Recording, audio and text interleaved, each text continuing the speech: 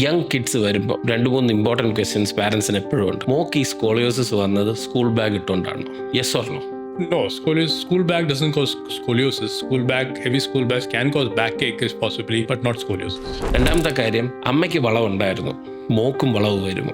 അമ്മയ്ക്ക് സ്കോളിയോസിസ് ഉണ്ട്, കുഞ്ഞിന് സ്കോളിയോസിസ് വരുമോ എന്ന് ചോദിച്ചു കഴിഞ്ഞാൽ തീർച്ചയായിട്ടും നമ്മൾ മോണിറ്റർ ചെയ്യണം. കാരണം സ്കോളിയോസിന് നമ്മൾ അഡോളസെന്റ് ഇഡിയോപ്പത്തിക് എന്ന് പറഞ്ഞാൽ പോലും നമുക്ക് ഇതുവരെ അതിന് കാരണം കണ്ടുപിടിക്കാൻ പറ്റിയിട്ടില്ല എന്നേ ഉള്ളൂ, കാരണമില്ല എന്നതിന് അർത്ഥമില്ല. അപ്പോൾ ഒരു ജനറ്റിക് ബേസിസ് നമ്മൾ കണ്ടുവരുന്നുണ്ട്. സ്കോളിയോസ് ഉള്ളവരെ ഐഡന്റിഫൈ ചെയ്താൽ ആ കുട്ടിയുടെ കസിൻസിനോ അല്ലെങ്കിൽ മെറ്റേണൽ സൈഡിലോ മറ്റു കുട്ടികൾക്കും ചെറിയ രീതിയിലുള്ള വളവുകൾ നമ്മൾ കണ്ടുവരാറുണ്ട്. എല്ലാ തരം വളവുകളും നമുക്ക് പെട്ടെന്ന് ഒരു കുട്ടിയെ പുറത്തുനിന്ന് കാണുമ്പം അറിയണമെന്നില്ല. കഫക്കെട്ടിനോ വല്ല എക്സ്റേ എടുക്കുമ്പോഴായിരിക്കും നമ്മൾ അത് അറിയുന്നത്. അതുകൊണ്ട് ഒരു ചെറിയ ജനറ്റിക് ബേസിസ് ഇതിനുണ്ട്. അത് നമ്മൾ ഇനിയും അതിന് വ്യക്തമായിട്ട് കണ്ടുപിടിക്കാനിരിക്കുന്നതേ ഉള്ളൂ.